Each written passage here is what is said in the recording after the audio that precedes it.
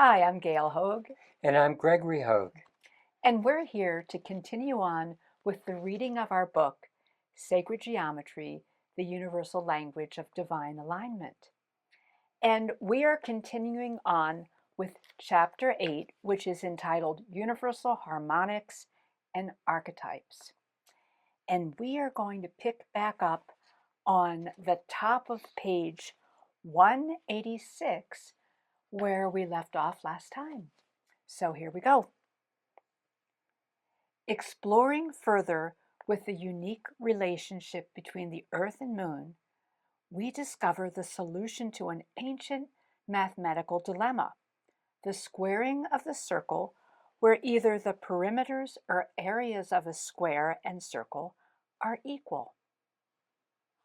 Again, returning to the two orbs being tangent, we draw a circle centered on the Earth whose edge passes through the center of the Moon.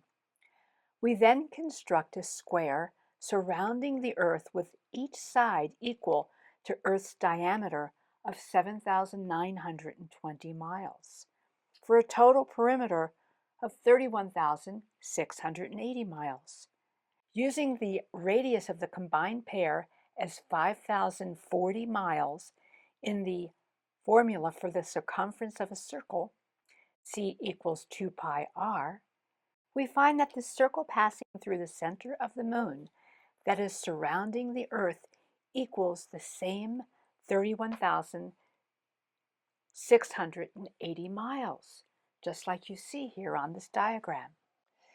And something I wanted to bring in was that when you look at Stonehenge, that was constructed many thousands of years ago in England, and you apply this same pattern of the Earth and the Moon to Stonehenge, you see that the outer ring of stones is exactly working with the inner ring in the same relationship as the Moon to the Earth. And as a matter of fact, this distance between this line of stones and the next ring of stones is 21. If you take the whole circle that's created there, it's 2160 feet, 21.6 feet. And that is analogous to the 2,160 miles diameter of the Moon. So what we've got here is Stonehenge built with the same dimensions as the Earth and the Moon exactly, translating the miles into feet and doing it as 1/100th of the measurements in miles. So the inner circle here is 79.2 feet, etc. So it really begs the question of how did the people that built Stonehenge, that were supposed to be so primitive, I mean, they show pictures of them dragging stones with ropes on logs, and yet whoever built that that whole layout understood exactly the dimensions of the Moon, the dimensions of the Earth, and their relationship to the squaring of the circle, and then bringing that energy that was reflected by the cosmos onto the Earth as a timekeeper that reflects exactly how the Moon and the Earth interact as far as their dimensions. It truly is amazing. All right, so now looking at the creation story in the Bible, we open to God in Genesis, creating everything in 7 days. And of course, this is a sacred number that manifests itself as more than a quantity.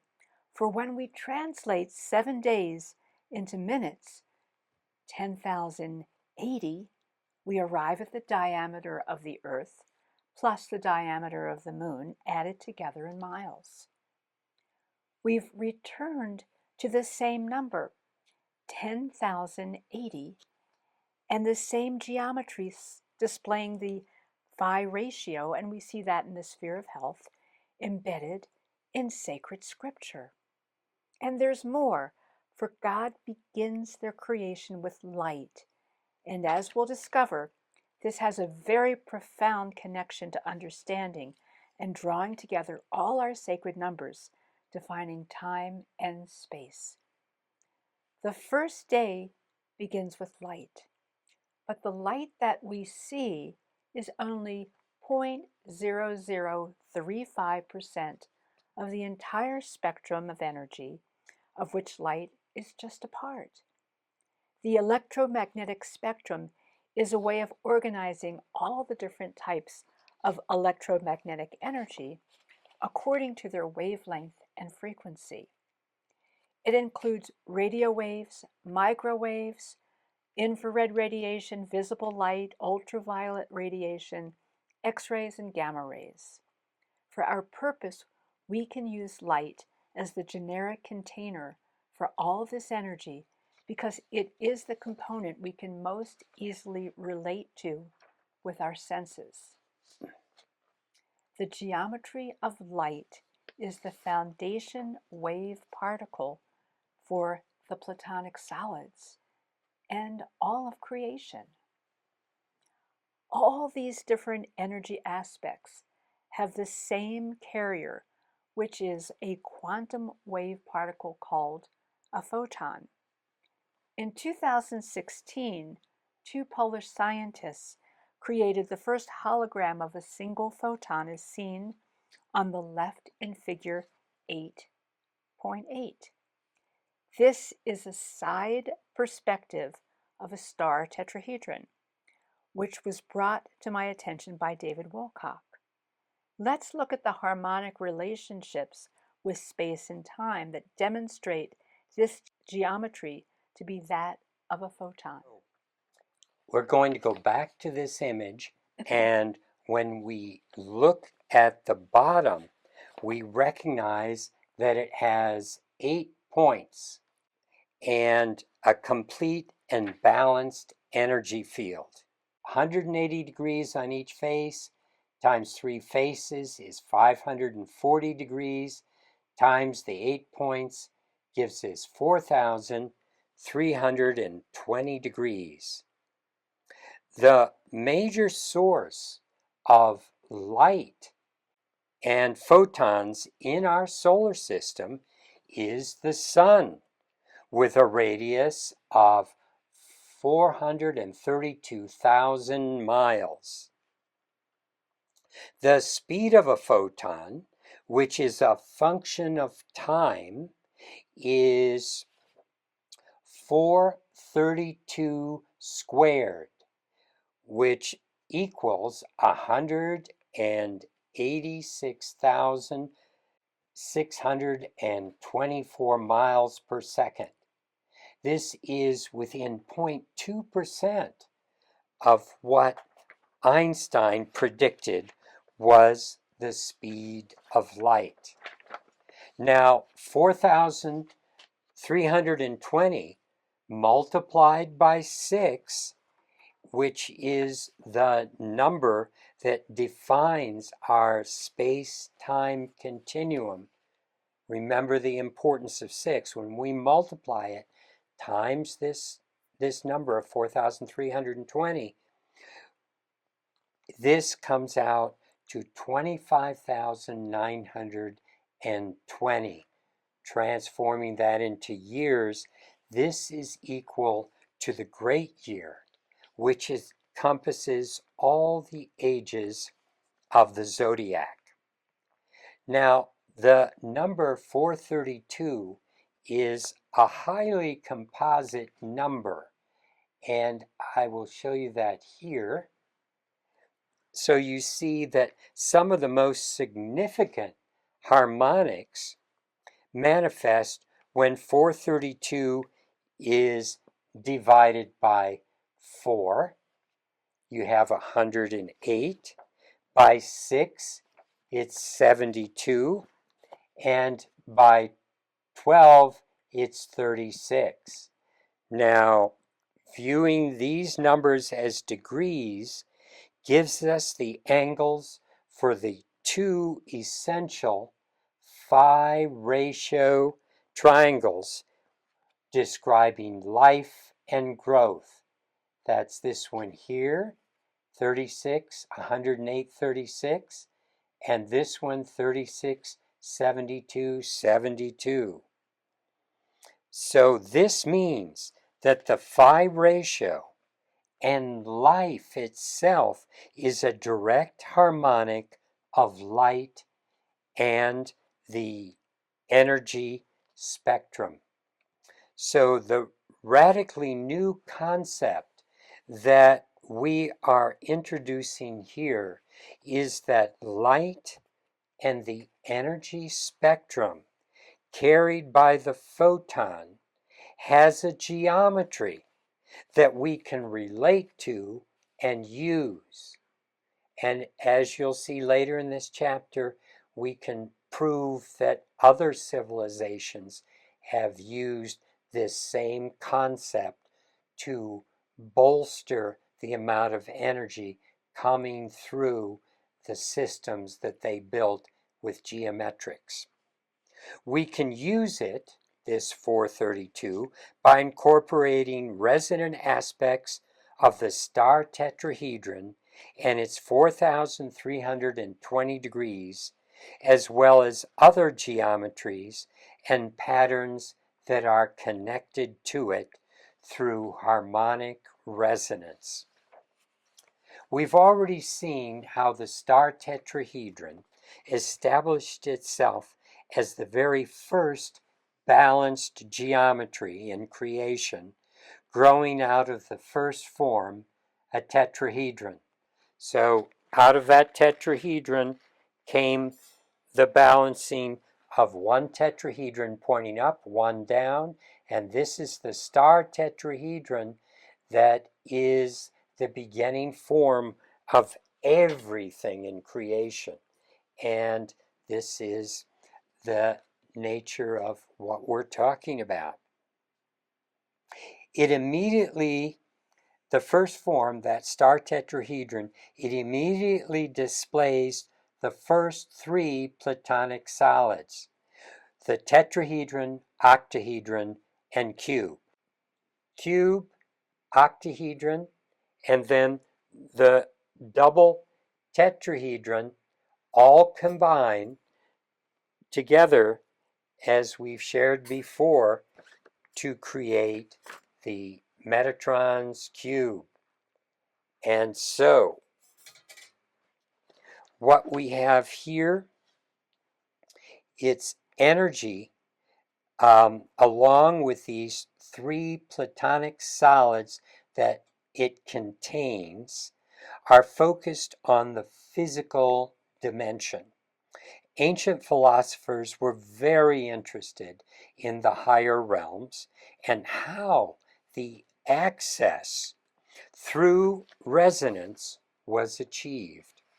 This important information was hidden in ancient scriptures and buildings as a record from the distant past. The Sefer Yetzirah is the oldest and most mysterious of all Kabbalistic texts. It opens with this sentence, with 30 mystical paths of wisdom engraved Yah. This book and others explain that this first sentence is referencing the Hebrew tree of life with its 10 sephirot and its 22 connecting pathways representing the 22 letters of the Hebrew alphabet. It is also referenced by the 32 times God's name is found in Genesis, the first book of the Bible. A very powerful archetype stands behind 32. But to find it, we must let go of the things associated with the number. The nouns and concepts are physical things that are just placeholders.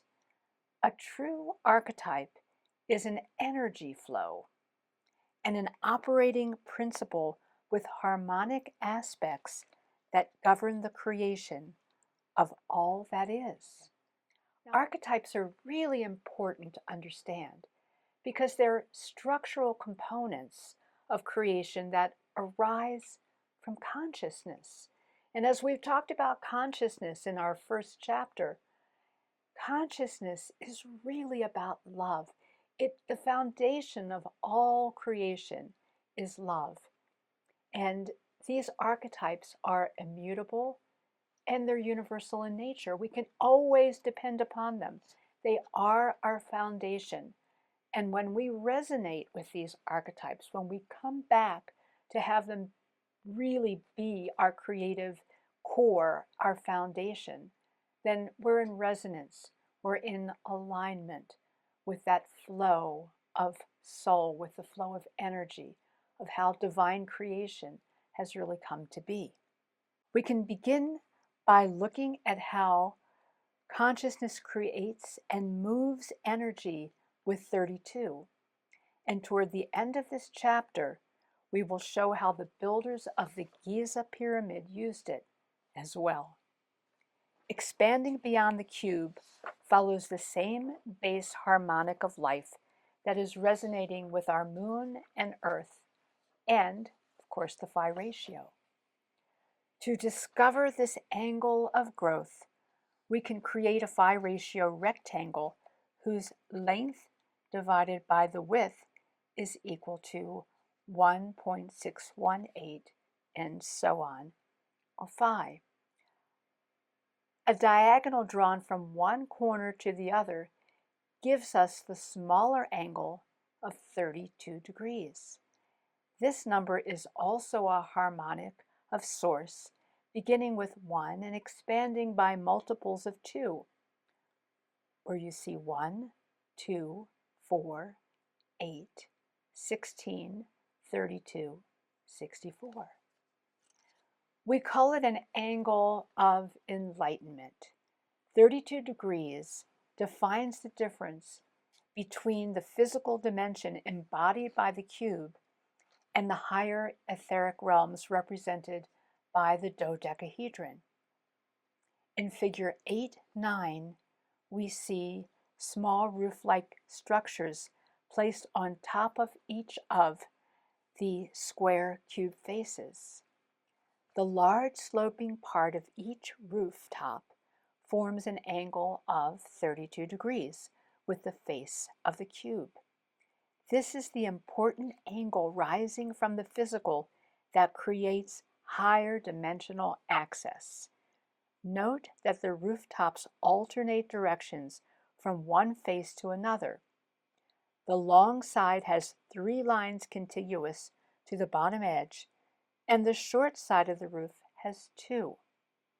When all the rooftop lines are connected, we have 12 pentagonal faces of the dodecahedron. So the platonic solid that interpenetrates the dodecahedron, that is its dual, we've talked about that, with the edge of one crossing over the other, which you can see right down here at the bottom, the dodecahedron plus icosahedron creates this dynamic where the edge of one crosses over the other. The icosahedron with its 20 sides and the 12-sided dodecahedron, each side interpenetrates the other, forming this geometry. And you see those crosses. The short side is the dodecahedron. The long side is the icosahedron. The cross of the two sides is in a phi ratio relationship, and the total number of sides between the two is 32. It's also the number of faces on the sphere of health, which is right here next to me. So 32 faces on the sphere of health. We get the 32 by cutting the points off of the dodeca and the icasa as they point through, and it creates this kind of geometry, which we turn into circles to form the sphere of health. The sphere of health works with the phi ratio, and it has the same number of degrees as the diameter of the Earth plus the moon in miles, which is 10,080 miles, or in the case of degrees, 10,080 degrees. The 5 platonic solids come together in one form we call the cosmic egg, which is over here.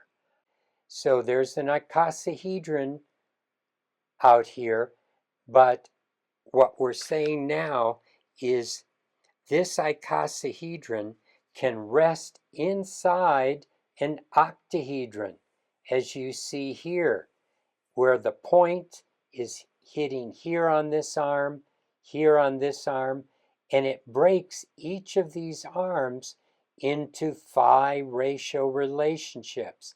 That's how it nests into this whole geometry. Each one of those 12 arms is touching the octahedron in a phi relationship, and this new octahedron that surrounds the icosahedron, it's the same platonic solid that's found at the core of this progression that we started. So here we have what we call the cosmic egg, and it has an octahedron at the center, and on the outside is an icosahedron. Another octahedron could go around that, and then we can repeat the whole pattern infinitely, going through fractal progressions of the 5 platonic solids going out through infinite growth using this relationship, or series of relationships, I should say. So this entire progression can endlessly repeat itself as a 3D fractal, with the star tetrahedron being the seed. This shows that the geometry of light is the foundation wave particle for the platonic solids and all of creation. Much of the information coming down to us through fable and myth originated from survivors of the world deluge over 11,600 years ago. They had developed a multi-dimensional technology that allowed them to cut and move blocks of stone over 1,000 tons each. Evidence of their existence has been steadily mounting. However, our interest is in deciphering the ancient clues to see what they teach us about sacred geometry. The first steps in progressing from abstract mental images is to find its meaning with actual geometries, going from the abstract mental into the physical, by ascribing degrees to the numbers to discover what they build. So that's what we ended up doing with all of these sacred numbers that were hidden in different texts. As placeholders, we created geometries to understand what were they talking about in the physical dimension. So, the harmonics of energy. And that's page 192 if you're following along. Yes. The examples that follow point toward an understanding of the harmonics of energy based on the geometry of a photon being a star tetrahedron. So what we're saying is that if the people that built things like Stonehenge understood the diameter of the moon, the diameter of the earth, and all these relationships that we think are modern in nature, they also understood something about the energy focus of everything, the star tetrahedron. An ancient Norse myth offers us the story of a final battle of the gods attempting to restore order. 500 doors and 40 there are, I ween, in Valhalla's walls. 800 fighters through each door fare, when to war with the wolf they go.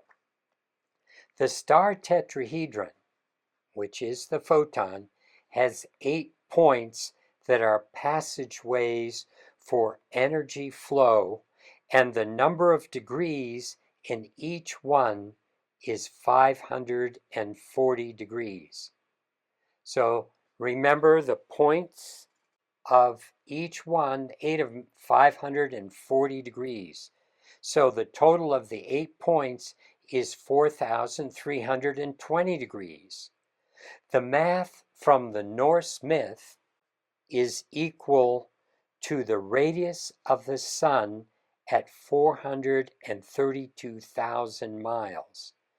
So in this case, with this myth and paragraph we just read, the 800 fighters times the 540 doors is equal to 432,000. So in that myth, they're referencing the photon source, which is the sun and its radius. From ancient India comes another parable, a 4,000-year-old Vedic scripture called the Rig Veda. It has 10,800 stanzas, with each one composed of 40 syllables. Researchers have also found that the number of bricks in the sacred Indian fire altar equals 10,800. So they considered 10,800 to be important. So in the Rig Veda, if the 10,800 stanzas are multiplied by the 40 syllables in each one of the stanzas, we get a total of 432,000. When translated to miles, again, we have the radius of the sun. And with 2 fewer zeros, we have the photon as a star tetrahedron, which appears with 4,320 degrees. So, what is so special about 10,800 that it shows up in these different places in the Rig Veda and in the fire altar, when the usual sacred number that is referenced when I shared this with other sacred geometers, the 10,800 saying it's special, they say, no, it just is another way of expressing 108. And we all know they used 108 a lot in ancient times. But why? And so we've shared these examples, but it seems like a lot of extra work for both the authors of the Rig Veda and the fire altar builders to use a number as large as 10,800 without a significant reason. Why didn't they make it simple on themselves and use 108 if they meant 108? What we're saying is we think they meant something more. They meant 10,800. So we look for geometries that would fit this larger value. And that's what I'm going to show you now. If we reduce the size of the sun's diameter by 2 magnitudes, so we have 8,640, and we add that to the diameter of the moon, which is 2,160, we have 10,800 miles. So the sun plus the moon. Up here, this is from another talk I gave where you see two moons added together equal what we call the number of degrees in a photon. But in this case, 10,800.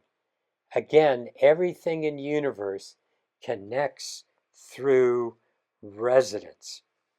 So the moon plus the sun offers us the special harmonic resonance that was possibly encoded in this ancient scripture, and the reason they built their fire altar using 10,800 bricks, because it reflected the sun and the moon interacting together. Just amazing. However, could there also be a geometry connected with this number that is harmonically resonant? Because all we're talking about is how this is a setup for resonance, because everything works through resonance. As it turns out, there are 3 geometries that fit the parameters. And as you can see in figure 8.10, the star dodecahedron and star icosahedron are platonic solids that we're familiar with, and these two have points added to each face. These points are created from golden phi ratio triangles, creating 5-sided pyramids on the dodecahedron and 3-sided pyramids on the icosahedron. By connecting the tips of the pyramids on the dodecahedron, we get an icosahedron, and connecting the icosahedron tips gives us a dodecahedron.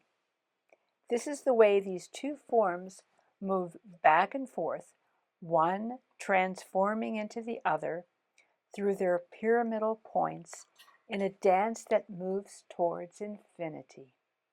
Isn't that fun? So what we're saying here is that with the dodecahedron, you connect 3 of these points, you get a triangle. You connect all the points, you're going to have the 20 triangular faces of an icosahedron. And when you have an icosahedron that is stellated with the phi ratio pyramids, that is the top's 36, 72, 72 at the bottom, and you see how there are 5 of these points. When you connect these 5 points, you get the face of a dodecahedron. So this gives us the 12 faces of the dodecahedron, which we can stellate, and then we can connect those faces, those points, and we get the icosahedron. Goes back and forth forever. Okay, and there's a third geometry. The third geometry forms a sphere of 60 triangles, with each triangle equal to the faces on the Great Pyramid of Giza. It's called the unity grid. And Gregory's showing you that right now. And we've overlaid it and the other forms with pentagons, if you'll look, which have 108-degree angles to demonstrate their relationship with the golden phi ratio. These geometries are the harmonics of growth, referenced by the Rig Veda, with all three being resonant with the moon and the sun. The most impressive confirmation of the importance of 432 comes from a new interpretation of the measurements used by the large Giza pyramid. Today, there are many researchers expressing a belief that the Giza pyramid is much older than currently believed, perhaps tens of thousands of years older. Regardless of age, here are two perspectives I would like to present for a new understanding of some essential facts. The builders had precise understanding of what they were building, including all the fine details that we are still discovering today. It was all intentional. It was not built as a tomb, but it was constructed with the intent of working with energy.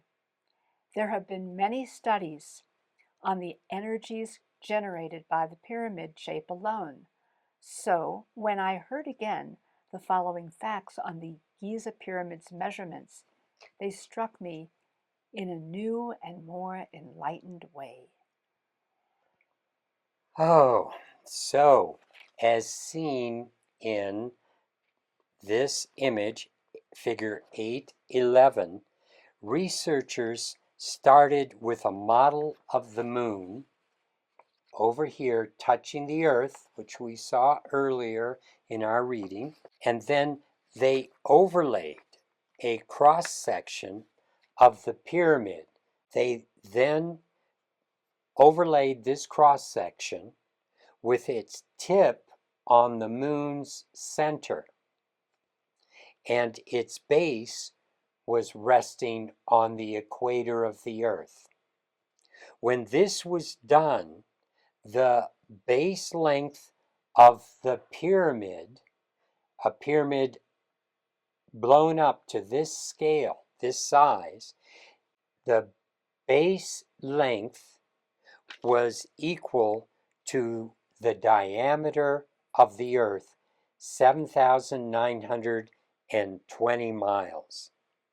The researchers then discovered that fitting the Giza pyramid within the planet's profile, such that the height was equal to the polar radius, that would create a relationship such that the perimeter of the resized pyramid would equal the circumference of the earth. The scale that was used in both of these relationships was 1 to 43,200. So they could have made up any size they wanted. They could have built a smaller pyramid. They could have built a larger pyramid. But they built a pyramid in relationship to the earth.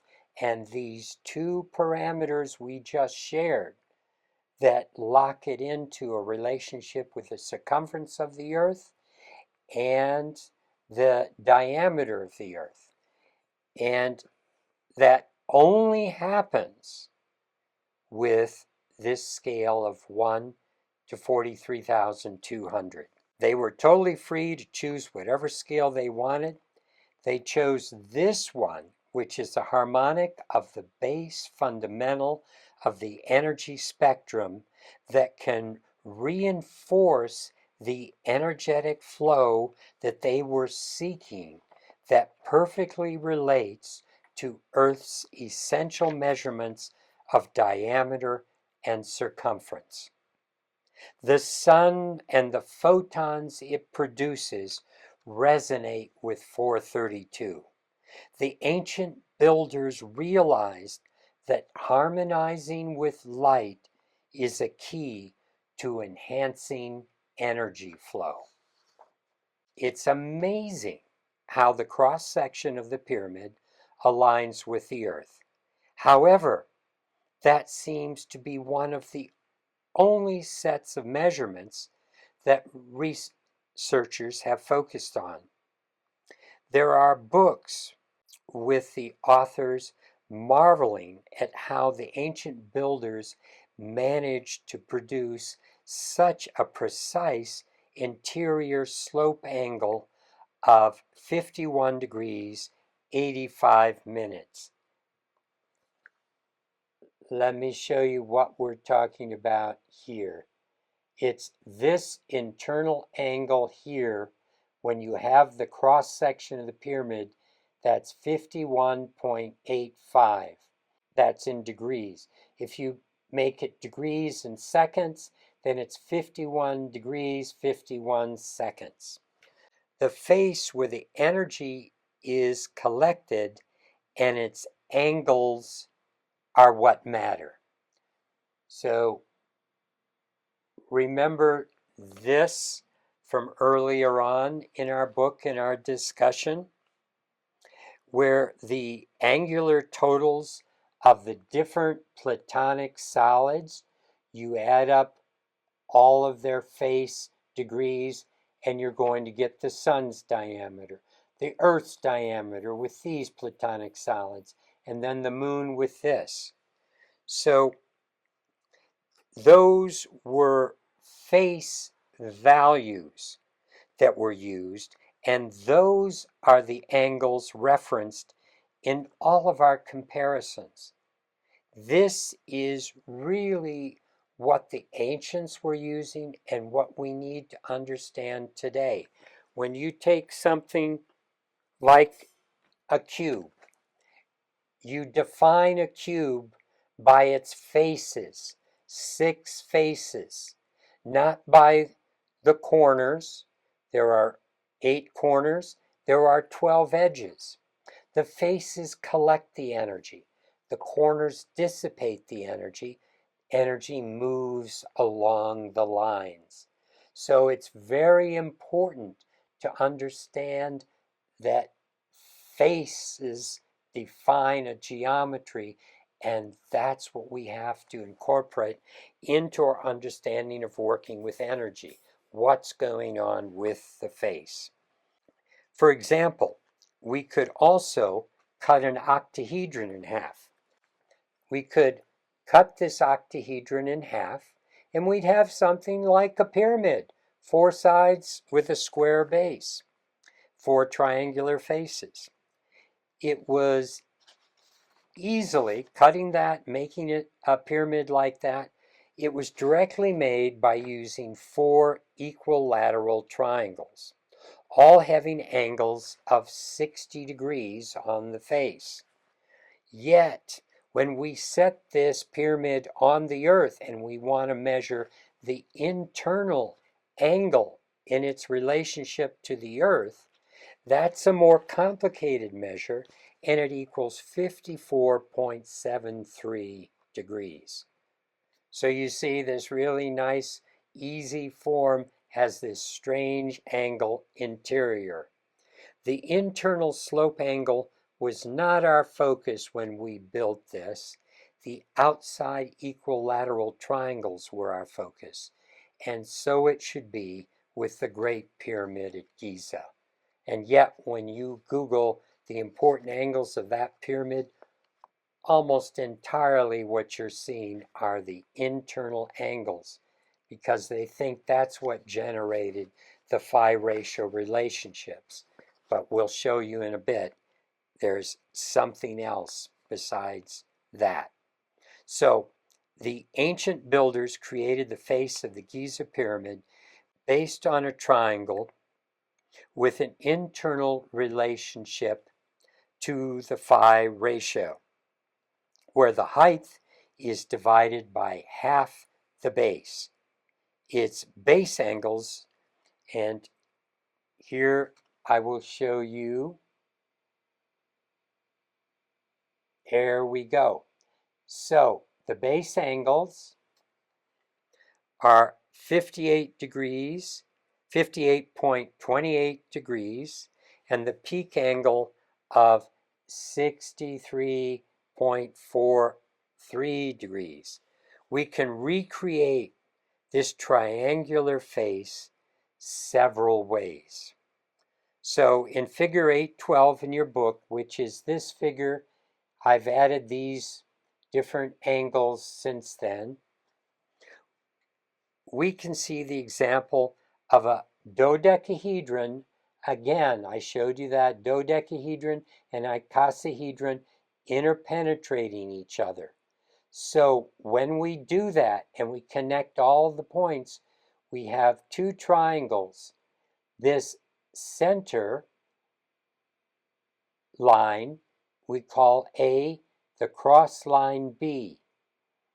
When we go over to our Giza cross section, internally this height is 1 over phi, and the slope angle out here, A, is phi, and B is half the distance to the center. But if you look on the face, A, here is A on the face. We've divided the face into 4 different triangles that are all exact replicas of each other and the total triangular face. They're all equal. So this B, which is half the distance of the base, which is what is inside the Giza pyramid, if you bring that up to the middle, these two are equal, B and B, and this crossing over the whole slope angle of the face. When we divide B into A, we get the phi ratio. The same phi ratio as found in the triangles on our geometry that is spinning next to me, that has 10,800 degrees. The moon and the sun dancing together. Dividing the long line by the short edge of the dodecahedron, as I was telling you, equals 1.618 toward infinity, cutting the diamond in half along the short edge. So if we cut this diamond in half along the short edge, that gives us triangles. So these are all triangles equal to what you find on the Giza pyramid. On the right side of figure 812, we've subdivided the pyramid, and I've explained this, so I'm not going to read it from the book, but we're saying that we've got 4 equal triangles of the whole, and the smaller triangles maintain the same proportions and angles as the whole triangular face. Half the base inside is equal to half the base outside, is equal to this line across the center. The outside slope of the cross section of the pyramid that equals phi is the same length as the height of the outer triangular face. So this outer slope of the cross section of the pyramid is equal to this face, and it's the same length as the outer triangle of the pyramid. The height of the face of the Giza pyramid divided by half the base is equal to phi. The unity grid in the middle is made from 60 triangular faces right here that all share the same dimensions as the faces of the Giza pyramid. The capstone of the Giza pyramid displays another important geometric relationship. It's here that the number 32 found in the beginning lines of the Sefer Yetzirah that we talked about at the beginning of this last section of the chapter, it reveals its value as the ascension angle. During World War II, a plane flew over the Great Pyramid at the right time of day that emphasized the shadows that were being cast, showing each face precisely split down the middle. So each of these faces, you can see how we don't have a four-sided pyramid. What was originally thought to be four-sided is an eight-sided pyramid with peak angles that are split in two. So number 8, again, is the playing field necessary for maximum effect. And the capstone is the strongest outflow of energy for the pyramid, especially because of its square base. That's collecting energy from the earth and bringing it in, melding it with the triangular face energy. Everything focuses out the capstone. And each of these newly discovered angles is 32 degrees. If you want to be exactly precise, it's 31.72 degrees.